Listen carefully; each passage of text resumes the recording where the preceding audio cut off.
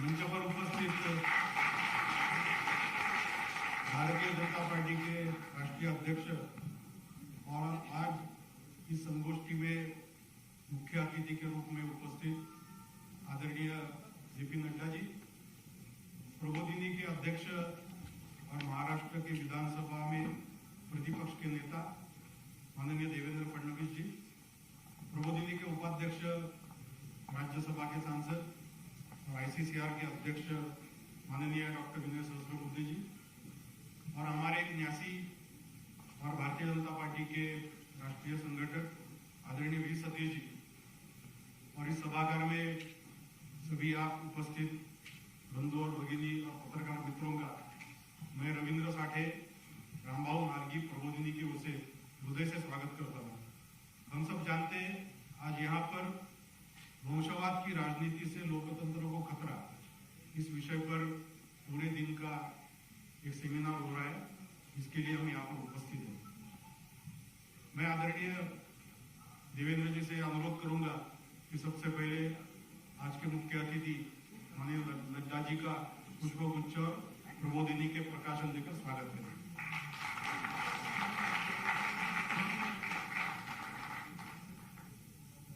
वैसे प्रबोधिनी की डॉक्यूमेंट्री एक छोटा सा परिचय पट हमने देखा, इसके लिए इसके बारे में ज्यादा मैं कहूंगा नहीं, लेकिन गत 40 साल से प्रबोधिनी का काम चल रहा है। प्रशिक्षण, प्रबोधन और शोध, इन पहलुओं के ऊपर ये कार्य हमारा चल रहा है। इस साल 19 अक्टूबर को प्रबोधिनी को 40 साल पूरे हो रहे हैं, तो 19 अक्टूबर से अगले 6 महीने प्रबोधिनी अनेक उपक्रम हाथ में लेने वाली है पूरे देश भर में। तो उसमें आप सबका सहयोग, आपकी शुभकामनाएं और आपका प्रतिभाग, सहभाग अपेक्षित है। मैं ज्यादा समय नहीं लूंगा, एक ही केवल बात बताऊंगा कि इस सेमिनार के निमित्त हमने एक निबंध स्पर्धा का भी आयोजन किया था, खास करके युवा वर्ग के लिए, और उसमें 154 लोगों ने सहभाग लिया। उसके जो भी निकाल परिणाम आए उसके बारे में समापन सत्र में इसकी जानकारी दी जाएगी। तो प्रशिक्षण, प्रबोधन और शोध कार्य, यह विषय लेकर प्रबोधिनी गत 40 साल से काम कर रही है। हमारे 4 जगह कार्यालय है, मुंबई में है, उत्तन में जहां पर हमारा ज्ञान नैपुण्य केंद्र प्रशिक्षण संकुल जो हमने फिल्म में देखा, वो उत्तन में कार्यालय है, एक दिल्ली में कार्यालय है और एक पुणे में कार्यालय है। ऐसे 4 जगह हमारे कार्यालय। हमारे विद्यमान अध्यक्ष आदरणीय देवेंद्र जी है, उपाध्यक्ष विनय जी है। तो इनके मार्गदर्शन में प्रबोधिनी का कार्य चल रहा है। मैं ज्यादा कुछ नहीं कहूंगा, मेरे वाणी को विराम देता हूं और मैं अनुरोध करता हूं माननीय विनय जी को कि इस कार्यक्रम का प्रास्ताविक करें।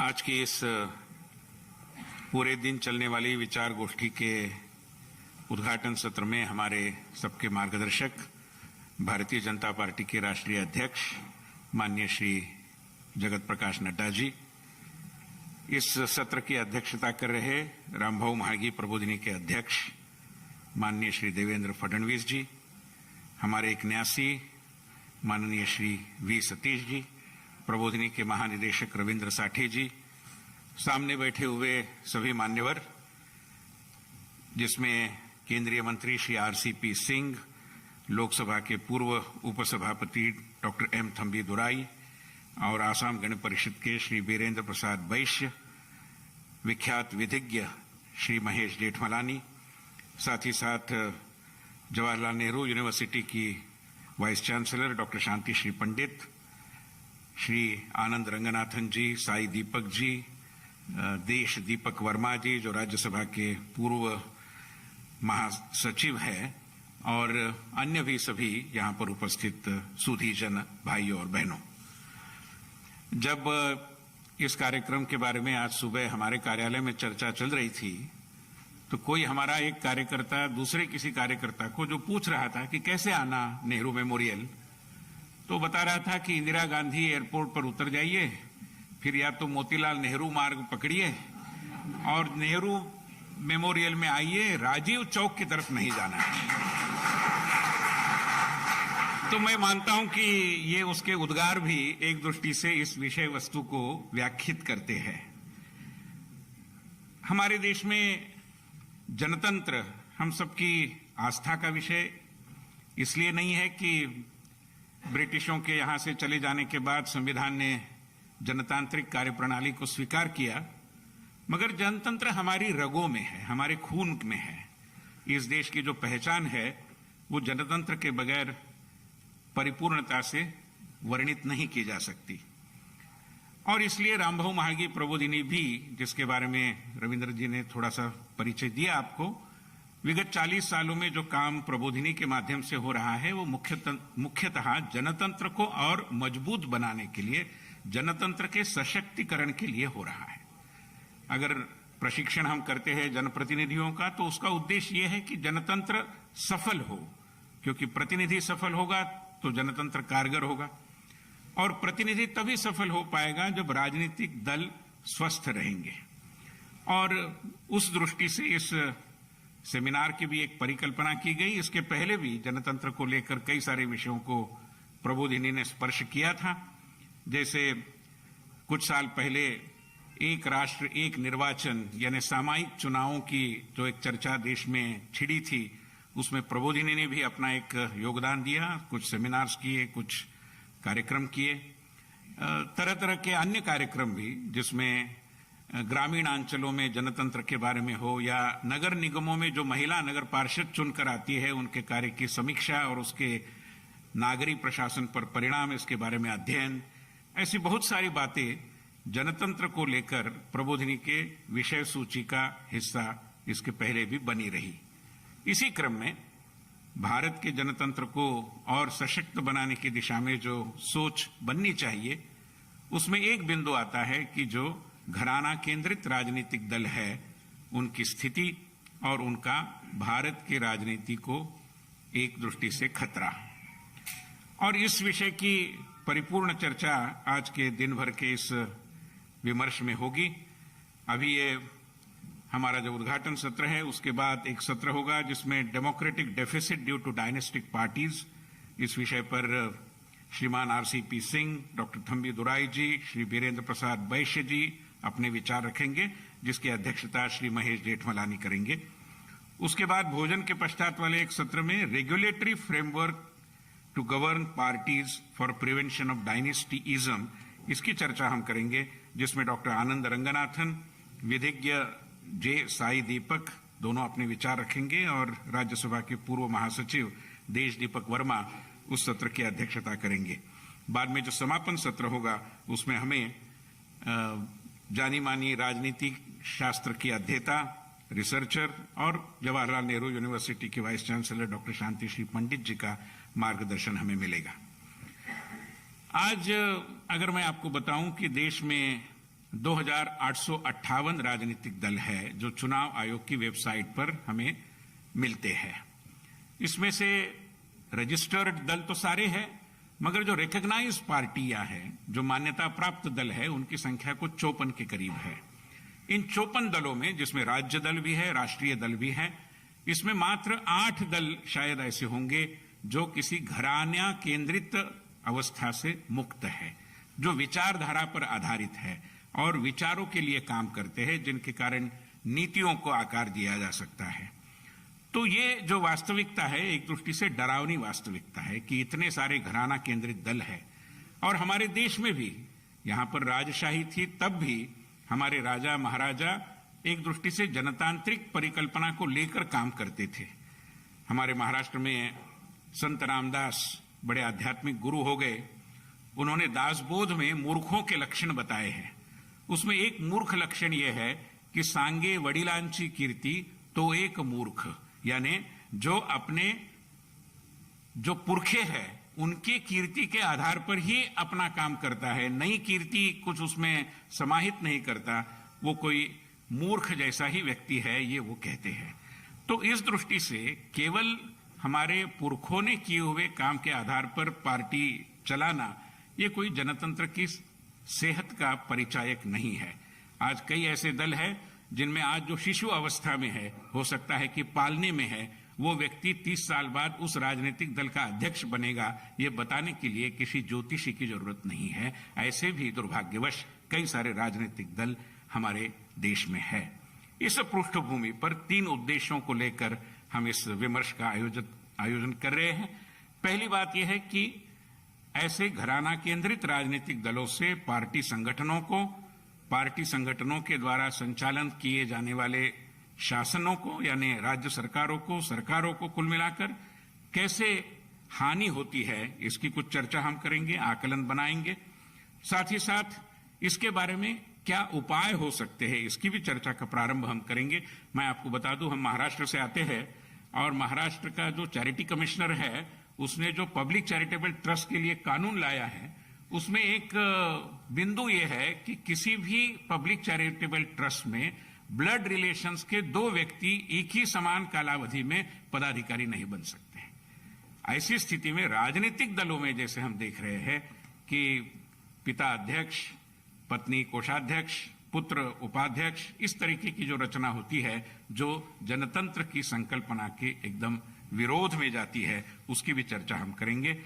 और कुल मिलाकर इस विषय पर एक स्वस्थ विमर्श देश में स्थापित हो, जो भारतीय जनतंत्र के और सबलीकरण के लिए कारगर साबित होगा। ये इसके पीछे की भूमिका है।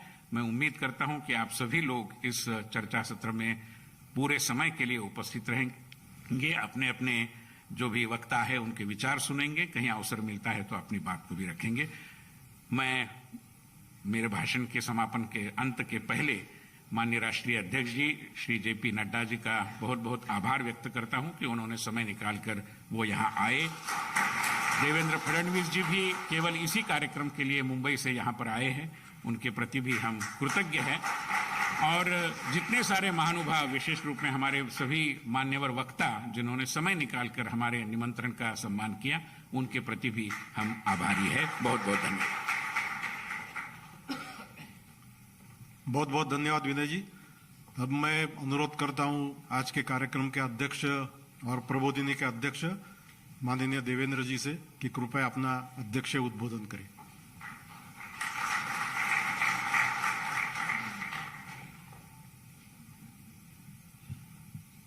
आज के हमारे इस कार्यक्रम के उद्घाटक भारतीय जनता पार्टी के राष्ट्रीय अध्यक्ष आदरणीय जेपी नड्डा जी, विनय सहस्त्रबुद्धे जी, रविंद्र साठे जी, वी सतीश जी, इस सभागार में उपस्थित केंद्रीय मंत्री श्री आरसीपी सिंह जी, थम्बी दुरई जी, वीरेंद्र वैश्य जी, शांतिश्री पंडित जी, आनंद रंगनाथन जी, कई गणमान्य वक्ता यहाँ पर उपस्थित है। हमारे जेठमलानी जी भी यहाँ पर उपस्थित है। ऐसे कई गणमान्य लोग हैं, उन सभी को मैं प्रणाम करता हूँ। और आज रामभाऊ माळगी प्रबोधिनी के माध्यम से एक बहुत ही महत्वपूर्ण विषय पर ये दिन भर की गोष्ठी आयोजित की गई है। और मैं ऐसा मानता हूं कि ये बिल्कुल सही वक्त है कि जब हम वंशवाद की राजनीति के ऊपर चर्चा भी करें और एक जनमत तैयार करें, क्योंकि हमने लोकतंत्र को स्वीकारा है और जिस समय लोकतंत्र की परिकल्पना भारत रत्न डॉक्टर बाबा साहेब आंबेडकर जी ने रखी थी, तो आंबेडकर जी ये कहते थे कि संविधान ने परिवर्तन क्या किया है तो परिवर्तन ये किया है कि पहले रानी के पेट से जो पैदा होता था वो राजा होता था। अब राजा रानी के पेट से पैदा नहीं होगा, तो वोट की पेटी से यानी बैलेट बॉक्स से पैदा होगा। और ये जो परिवर्तन सोचा गया था कि समाज अपने लिए व्यवस्था खड़ी करेगा, वो व्यवस्था समाज के लिए कार्य करेगी, और अगर व्यवस्था भ्रष्ट हो जाएगी तो समाज को अधिकार होगा अपनी व्यवस्था बदलने का। ये सूत्र हमारे संविधान के माध्यम से हमको मिला। और हम लोग हमेशा कहते हैं कि दुनिया की सबसे बड़ी, दुनिया के लोकतंत्र में हम लोग बसते हैं, और सही भी है। हम लोगों को हमारे लोकतंत्र का अभिमान भी होना चाहिए, क्योंकि जिस प्रकार से हमारा लोकतंत्र विकसित होता गया है, जिस प्रकार से हमारे यहाँ निष्पक्ष चुनाव हम लोग कर पाते, जिस प्रकार से भारत निर्वाचन आयोग इतने बड़े देश के अंदर लोकतांत्रिक पूरी जो प्रक्रिया है, फिर वो देश का आयोग, देश के और विधानसभा के चुनाव हो, राज्य के आयोग, पंचायत से लेकर तो सारे चुनाव हो, ये सारे चुनाव जिस प्रकार से हम लोग संपन्न करते हैं, एक बहुत ही स्वस्थ इस प्रकार के लोकतंत्र के रूप में भारत की ओर देखा जाता है। लेकिन कभी कभी ये सारी चीजें जो अच्छी है, इसकी ओर देखते हुए हम लोग विचार करते हैं तो ध्यान में आता है कि कहीं हमारे यहां पर वापस वो राजाशाही वाली मानसिकता ये पीछे के दरवाजे से प्रवेश तो नहीं कर रही है। और जब कई पार्टियों को हम देखते हैं तो ध्यान में आता है कि उनके पॉलिटिकल हेड्स, कहने को तो लोकतांत्रिक हेड्स है, किंतु किसी राजा से कम नहीं है। उनकी पार्टी आज की भाषा में अगर हम कहें तो प्राइवेट लिमिटेड पार्टी से कोई अलग नहीं है। और जो राजा चाहता है वही उन पार्टियों में होते हुए हम लोग देखते हैं। और अगर हम भारत के राजनीतिक इतिहास को देखें तो हमारे लोकतंत्र को सबसे बड़ा खतरा यही है कि एक प्रकार से ये जो सूडो इंपीरियलिज्म है, एक छद्म राजशाही जो हमारे लोकतंत्र के बीच पनपने के आसार हमको दिखते हैं या पनपी हुई दिखती है, मैं ऐसा मानता हूं कि इसके खिलाफ एक बड़ी जागृति होने की आवश्यकता है। हमने अक्सर यह देखा है कि ये जितनी वंशवादी पार्टियां हैं, जैसा विनय जी ने कहा कि परिवार के लोग ही प्रमुख पदों पर है, और एक ऐसा वातावरण हमको देखने को मिलता है कि जिसमें सत्ता और पैसा, इसका एक ऐसा समीकरण तैयार होता है कि जिसके चलते लोकतंत्र को पूरी तरीके से मुट्ठी में बांधने की कोशिश होती है। आज अगर हम राष्ट्रीय स्तर के या क्षेत्रीय स्तर के पारिवारिक पक्ष देखें तो हमारे लोकतंत्र में भ्रष्ट आचरण जिस प्रकार से बढ़ा, इसके पीछे सबसे ज्यादा कोई होगा तो वंशवादी पार्टियां हैं। आप देखिए जितने स्कैम हुए, देश में जितने बड़े बड़े घोटाले हुए, चाहे राज्यों में हुए हो, देश में हुए हो, इनमें 95% घोटाले आपको ये वंशवादी पार्टियों के राज में होते हुए दिखाई पड़ेंगे। क्योंकि अगर वंश चलाना है तो एब्सोल्यूट पावर चाहिए, और जैसा हम सब लोग जानते हैं कि एब्सोल्यूट पावर करप्ट एब्सोल्यूटली, इस चीज को यथार्थ में लाने का काम ये पार्टियां करती है।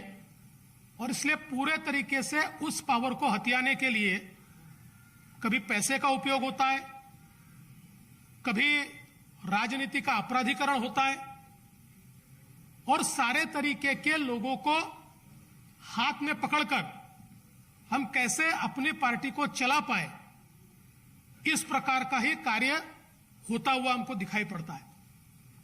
और इसलिए आवश्यकता इस बात की है।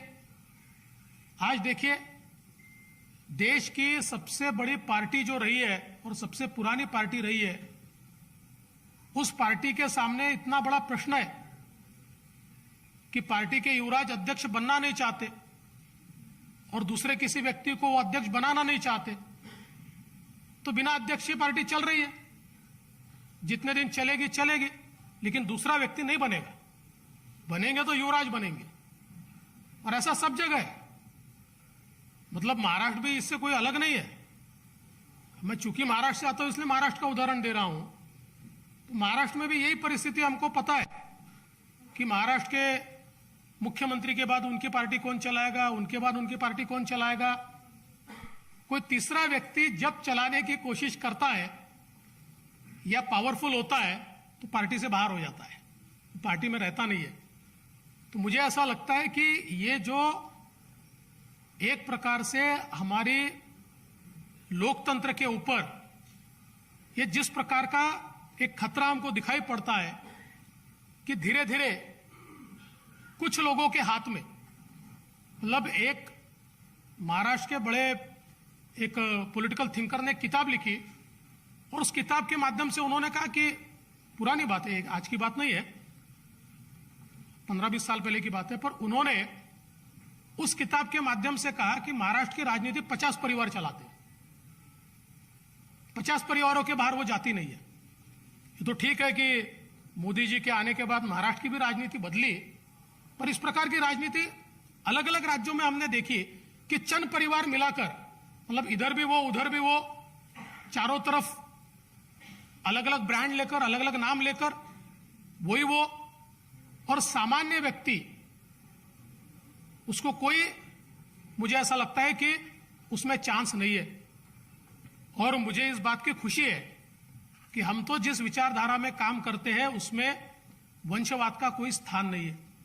और शायद इसीलिए मुझे ऐसा लगता है कि मोदी जी जैसा एक सामान्य परिवार से आने वाला व्यक्ति प्रधानमंत्री बन सकते हैं, या नड्डा जी जैसे जिनकी कोई पॉलिटिकल पृष्ठभूमि नहीं है वे राष्ट्रीय अध्यक्ष बन सकते हैं, क्योंकि वंशवाद से अलग सही मायने में लोकतंत्र को अपनाकर विचारों के लिए काम करने वाली, सत्ता के लिए नहीं, विचारों के लिए काम करने वाली इस प्रकार का जब दल तैयार होता है तो हमको एक अलग परिणाम देखने को मिलता है।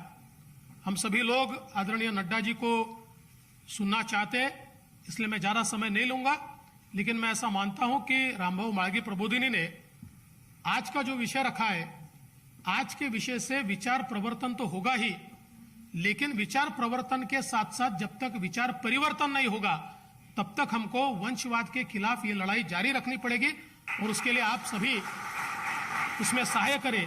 इतना ही कहते हुए अपने शब्दों को विराम देता हूं। जय हिंद, जय भारत। धन्यवाद देवेंद्र जी। अब मैं आज के मुख्य अतिथि हमारे अभिभावक आदरणीय नड्डा जी से अनुरोध करूंगा कि कृपया हम सबको मार्गदर्शन करें।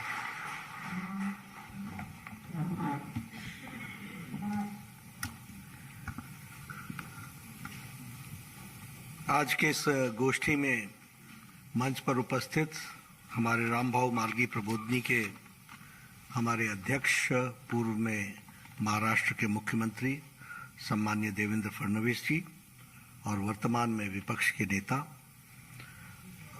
मंच पर उपस्थित हमारे अध्यक्ष Indian council for cultural relations के और राज्यसभा में मेरे साथी श्री विनय सहस्रबुद्धे जी, हमारे भारतीय जनता पार्टी के वरिष्ठ नेता और संगठक और रामभाऊ माळगी प्रबोधिनी के बोर्ड ऑफ डायरेक्टर्स में one of the director Shri V Satish ji, हमारे रविंद्र साठे जी, डायरेक्टर जनरल रामभाऊ माळगी प्रबोधिनी, सम्मानित मंच और यहाँ उपस्थित सभी वरिष्ठ सज्जन वृंद और शिक्षा के क्षेत्र से और सामाजिक दृष्टि से बहुत ही जागरूक ऐसे हमारे सभी वरिष्ठ नागरिक बंधु, मेरा ये सौभाग्य है कि मुझे आज इस गोष्ठी में आने का मौका मिला है और आप सब लोग सारे दिन बैठ कर के इस विषय पर चर्चा करने वाले हैं।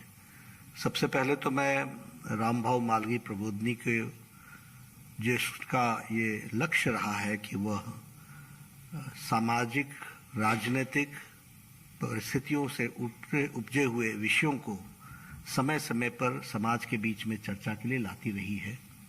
1982 से एक लंबा कार्य आपने रिसर्च में, ट्रेनिंग में और ट्रेनिंग के साथ साथ किस तरीके से विषयों को एक धार दिया जा सके, पैनापन किया जा सके, इसमें एक बहुत बड़ा कंट्रीब्यूशन रामभाऊ माळगी प्रबोधिनी का रहा है।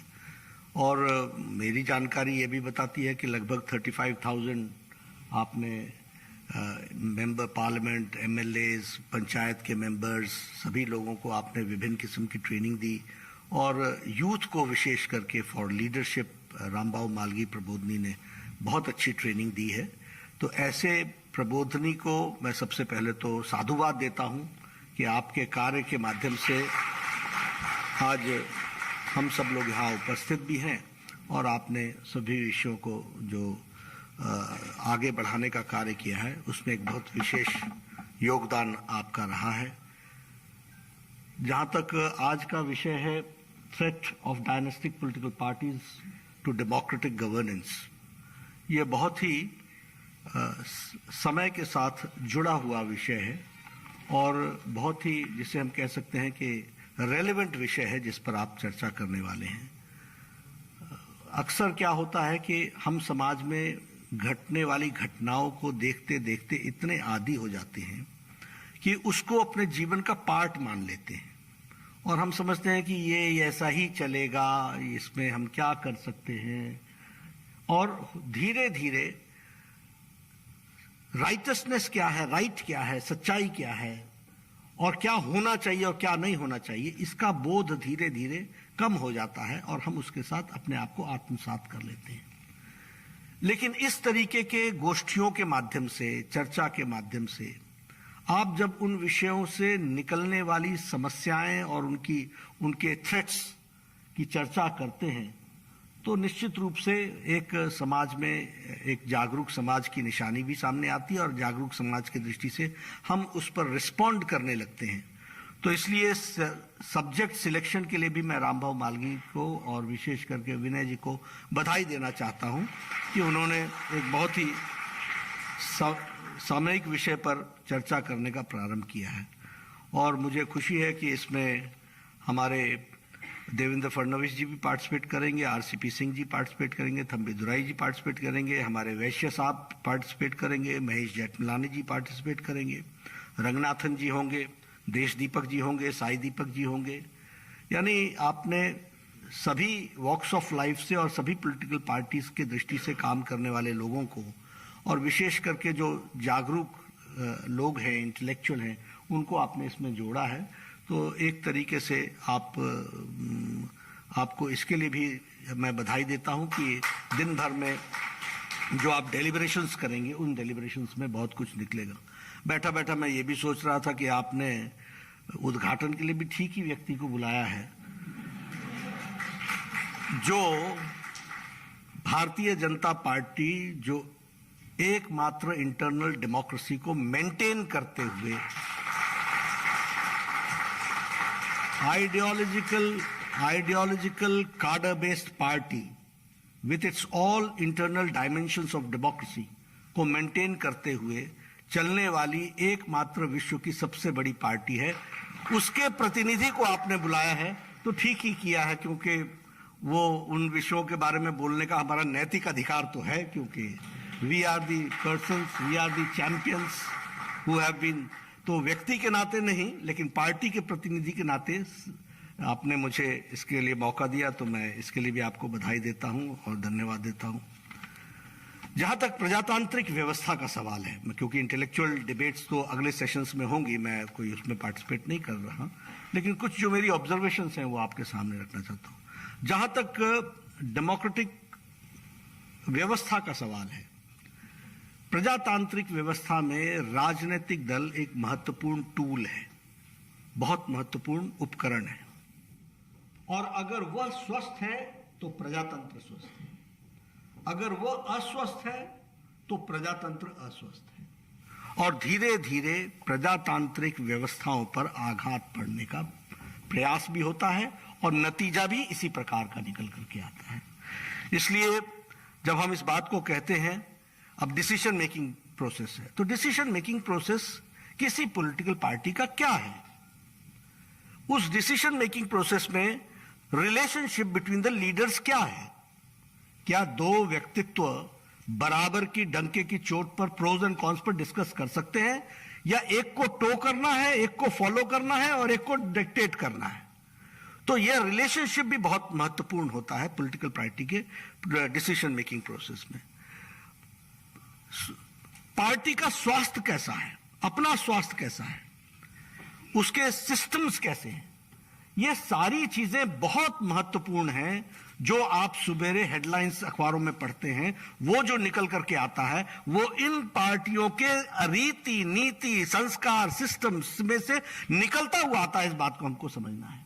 इसलिए ये जो हम देखते हैं, इसके पीछे इन सारी चीजों का बहुत बड़ा महत्व है, और उस महत्व को समझते हुए हमको ये बात ध्यान में रखनी चाहिए कि हमारा वर्किंग सिस्टम क्या है, हमारे अपने डेमोक्रेटिक सिस्टम्स क्या हैं, नॉर्म्स क्या है, रिलेशनशिप बिटवीन लीडर्स क्या है, ऑर्गेनाइजेशन का थॉट प्रोसेस क्या है, कैसे वो चलता है, इस बात को हमको ध्यान रखना चाहिए।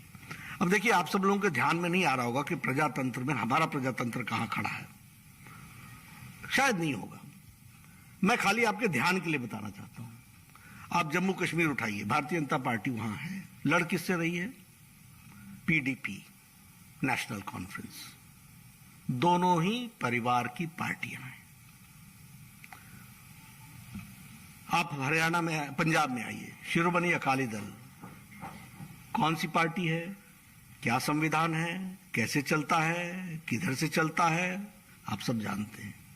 आप उससे नीचे आ जाइए, हरियाणा में आईएनएलडी परिवारों की पार्टी है, भाइयों की पार्टी है, बेटों की पार्टी है, पोतों की पार्टी है।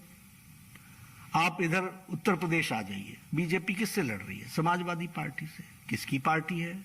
परिवार की पार्टी है। और उत्तर प्रदेश यानी 24 करोड़ का जनसंख्या का प्रदेश है, 24 करोड़। तो आप समझिए कि डेमोक्रेसी के लिए थ्रेट्स कैसे हैं। बीजेपी किससे लड़ रही है? आप आगे बढ़ जाइए, बिहार की ओर चले आइए, आरजेडी किसकी पार्टी है, कौन सी पार्टी है? भाई बहन फलाना ढमकाना, चाचा ताया सब। आप उससे आगे बढ़ जाइए, आप वेस्ट बंगाल पहुंच जाइए, दीदी भतीजा, पीसी भौतीजा, बाकी छुट्टी। वहां का थॉट प्रोसेस क्या होगा, वहां महिला संरक्षण का क्या विषय आता होगा, वहां लॉ एंड ऑर्डर का क्या विषय आता होगा, जो मेरी मर्जी वही कानून, यही चलता है।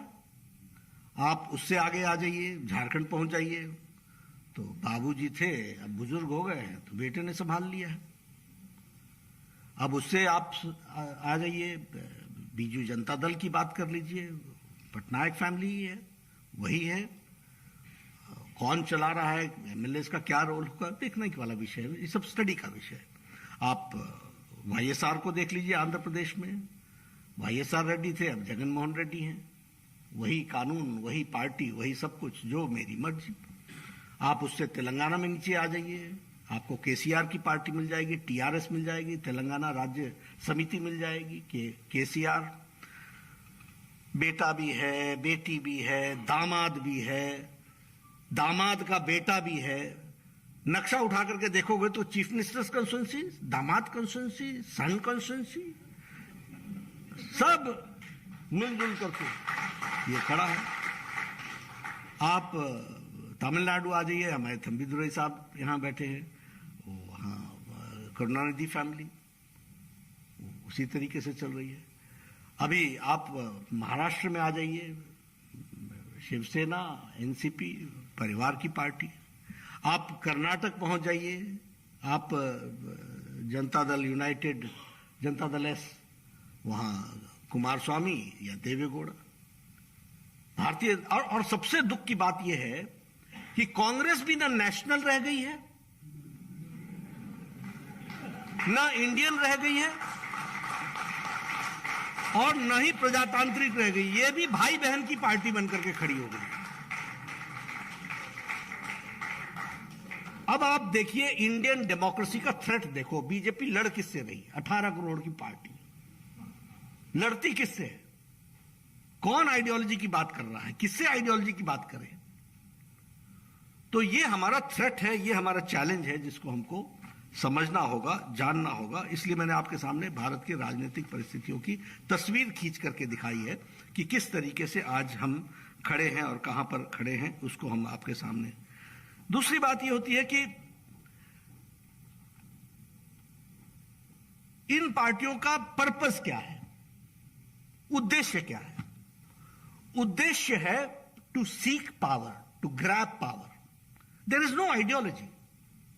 कोई आइडियोलॉजी नाम की चीज नहीं है, आइडियलिज्म नहीं, आइडियोलॉजी नहीं.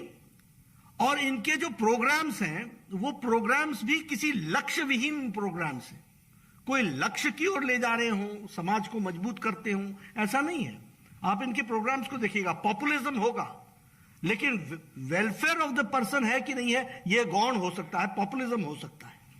तो यह भी एक बहुत बड़ा विषय है जिसको हमको ध्यान में रखना चाहिए. एक जो हमको ध्यान में आता है, क्योंकि शुरुआत बीमारी कहां से लगती है वो पहले समझिए.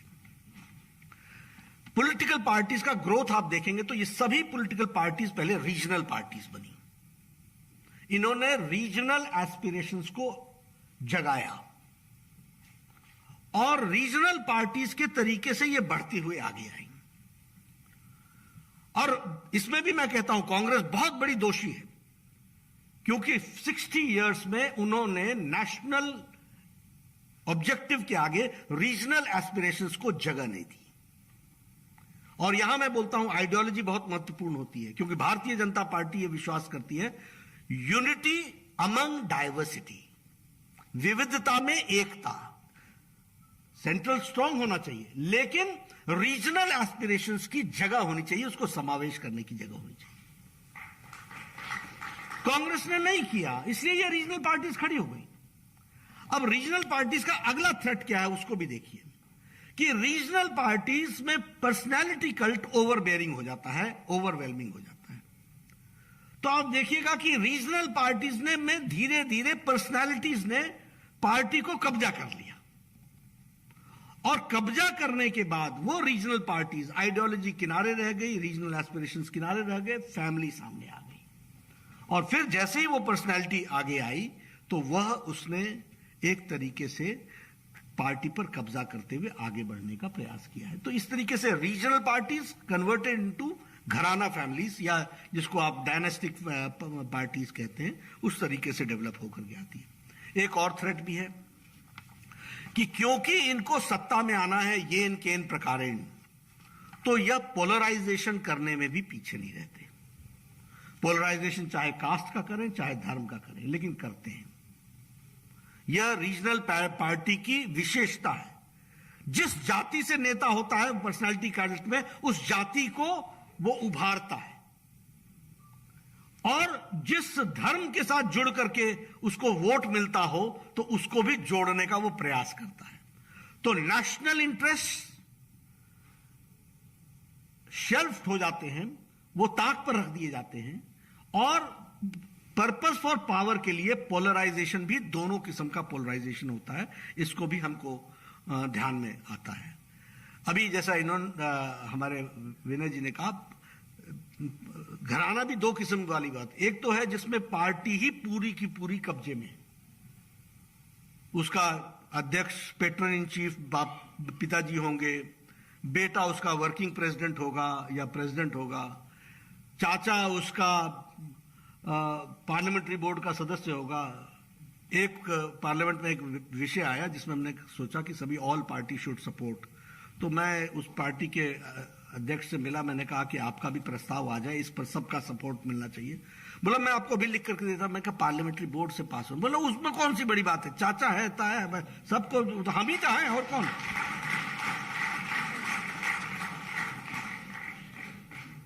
तो ये आप बीती सुना रहा हूं मैं, कोई विधान भी हम, संविधान भी हम. तो हमारे से ये जो चीजें हैं इसको समझनी चाहिए. और दूसरा है जो परिवार से 3-3 लोग टिकट और सभी लोग जिस तरीके से काम करते हैं, तो फैमिली के दृष्टि से उसमें हमको ध्यान में आता है. एक फैमिली पार्टीज में फैमिली इंटरेस्ट प्राइमरी हो जाता है, परिवार का इंटरेस्ट प्राइमरी हो जाता है.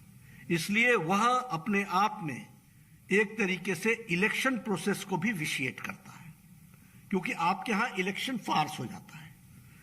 आपकी सुविधा से इलेक्शन हो रहा है तो आप करा लोगे, आपकी सुविधा से नहीं हो रहा है तो आप अवॉइड कर जाओगे, आपकी सुविधा से नहीं हो रहा तो आप अपना डेलीगेट लेकर के आ जाओगे.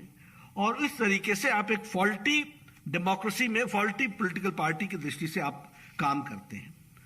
एक और बात इसमें से जो उभर करके आती है कि धीरे धीरे इन पार्टियों का इन व्यवहारों के कारण यह भी हमको समझना चाहिए, इनका वोट बैंक धीरे धीरे श्रिंक करता है, वोट बेस भी श्रिंक करता है, क्योंकि किसी भी छोटे टारगेट का एक अल्टीमेट होता है, उससे ज्यादा वो कर नहीं सकते। ये आइडियोलॉजी होती है जो प्रभावित करके लोगों को लंबे समय तक खड़ा करती है। तो यह भी हमको देखने में आता है। अब कांग्रेस के सारे डिसीजंस आप उठा करके देखिए, किसने इसको छोटा किया? इनके करतूत ने छोटा किया, इनकी एक्टिविटीज ने छोटा किया। क्यों? क्योंकि ऑब्जेक्टिविटी को आपने किनारे रखा, सब्जेक्टिविटी ला करके सामने खड़ा कर दिया। तो यह भी हमको ध्यान में रखना है। मतलब मैं इसलिए बता रहा हूं कि हमारे लिए पॉजिटिव पॉइंट क्या है कि देर सवेर तुम जाओगे, हम आएंगे। मैं मान के चलता हूं। देखिए, हम पॉलिटिकल पार्टी में आज मैं ठीक है, मुझे एक जिम्मेवारी मिली है, लेकिन ये भारतीय जनता पार्टी हमारे कारण खड़ी नहीं है। 4-4 दशक लग गए हैं तपस्या के, तब खड़ी है। 4 जनरेशंस। इसलिए मैं सबको हंसते हंसते बोलता हूं, यार मेरा मुकाबला करना हो तो पहले 4 जनरेशन तो लगा ले, फिर आना हमारे पास। तो इसलिए आप लोगों को लगता होगा मैं कभी घबराता नहीं, मुझे कभी कोई महसूस नहीं होता, क्योंकि ये सब ठीक है। हमारे यहां पत्रकार भी चीजों को बहुत उसमें आपका क्या कहना है, बड़े जैसे पता नहीं सूरज ही आज निकलने से इनकार कर रहा हो शायद। 18 करोड़ की पार्टी है भैया, जिधर मुंह मोड़ लेंगे उधर ही चल पड़ेंगे। इस बात को समझना चाहिए, ये हमारी ताकत है। लेकिन इस 18 करोड़ में मैं भी एक हूं। सिर्फ ये ना समझना कि 18 करोड़ तेरे चलते हैं। ये आइडियोलॉजिकल बेस्ड पार्टी की ताकत है, इसको हमको याद रखना चाहिए। तो हमारा बेस बढ़ेगा ही बढ़ेगा और वो श्रिंक करेंगे ही करेंगे। श्रद्धा होती है तो उसमें से हमको ज्ञान मिलता है, अगर हमारे में नम्रता होती है तो हमारे को मान मिलता है, और मेरिट होती है तो जगह मिलती है। अब ये शाश्वत नियम है, ये मेरे लिए बदलेंगे और किसी और के लिए नहीं बदलेंगे ऐसा नहीं है। ये बदलेंगे ही नहीं। इसको मानना है तो मानो, नहीं मानना तो नहीं मानो। तो श्रद्धा कोई ऐसे तो नहीं आ जाती है। ठीक है, कुछ लोग मिल जाएंगे जो आपकी तरफदारी करते हुए सारी जिंदगी लगा देंगे, लेकिन देश नहीं लगाता इस तरीके से, प्रदेश नहीं लगाता, वो किसी बड़ी आइडियोलॉजी के लिए लड़ता है। तो इसलिए जो लोग इस थ्रेट से चिंतित हैं उनको मैं ये कहना चाहूंगा कि मस्त रह करके काम कीजिए। आइडियोलॉजिकल बेस्ड पार्टी का कोई मुकाबला नहीं कर सकता। Sooner or later we will be victorious.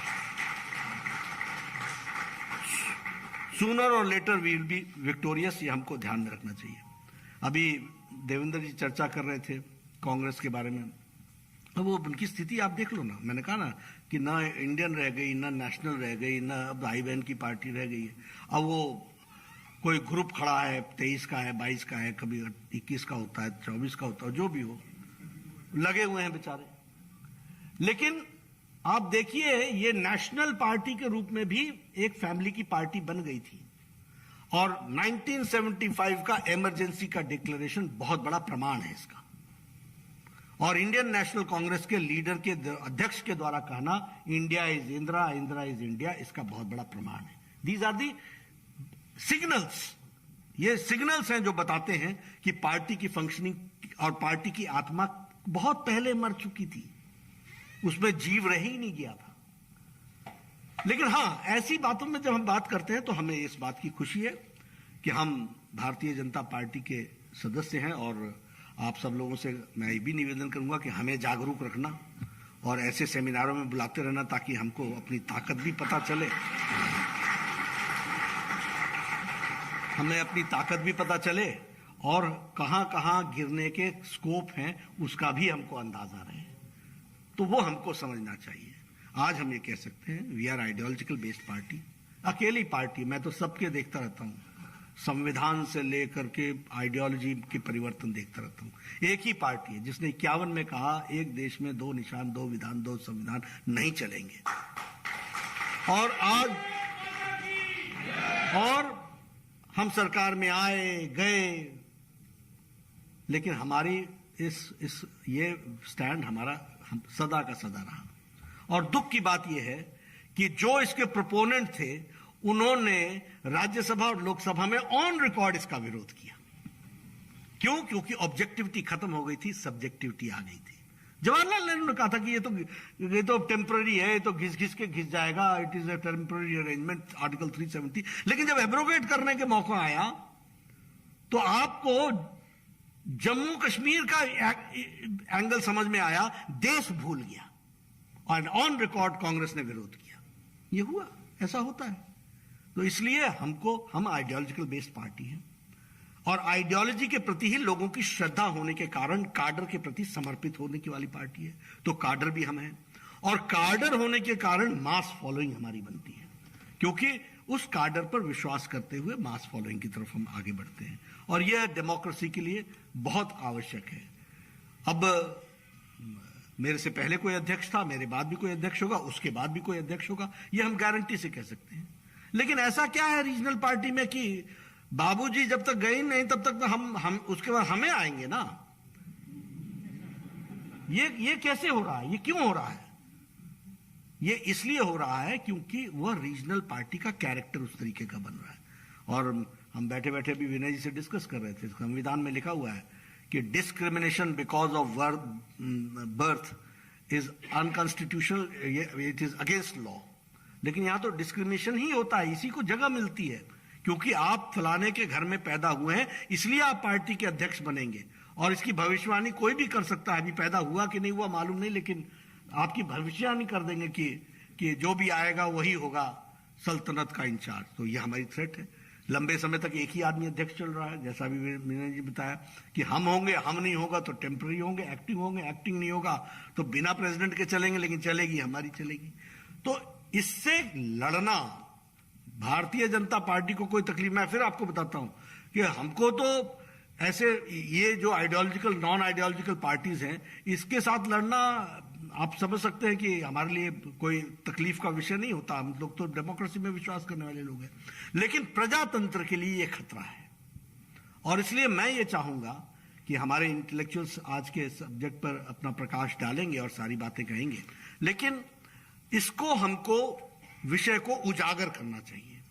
आप सब लोग सभी समाज के प्रतिष्ठित प्रतिनिधि हैं और आपकी एक अपनी फॉलोइंग है, आपकी एक अपनी साख है और आपका एक इंटेलेक्चुअल फ्लेवर है। तो मेरी बातों को, जो मैंने क्रूड बातें आपको कही हैं और जो आज दिन भर में आपको कहा जाएगा, इसको इंटेलेक्चुअल फ्लेवर में आप कैसे आगे रख सकते हैं और लोगों को बता सकते हैं। लेकिन इस पर बहस होनी चाहिए, बहस छिड़नी चाहिए। अब 21वीं शताब्दी का भारत और 21वीं शताब्दी के भारत में एक मजबूत डेमोक्रेटिक तरीके से दुनिया में अपने आप को स्थापित कर रहा है और हम प्रजातंत्र में राजतंत्र को लाने का प्रयास हो रहा है। तो इससे हमको कैसे हम निजात दिलाएंगे? हेल्दी डेमोक्रेसी हमारे को चाहिए, वो हमको हेल्दी डेमोक्रेसी के लिए हेल्दी पॉलिटिकल पार्टीज चाहिए और हेल्दी पॉलिटिकल पार्टीज के लिए इस विषय पर चर्चा होना सामयिक है, रेलेवेंट है, आवश्यक है। तो आप सब लोग इसमें जुटेंगे। इन्हीं शब्दों के साथ बहुत बहुत धन्यवाद। మీరు చూస్తున్నారు ఐ డ్రీమ్ న్యూస్ ని. Please subscribe I dreams For more videos, subscribe I Dream. please subscribe for more videos. I dream. I dream. For more videos, Subscribe. I dream. Please subscribe. Subscribe I dream channel. Do subscribe. I dream. I dream ఛానల్ని subscribe చేయండి. Do watch I Dream.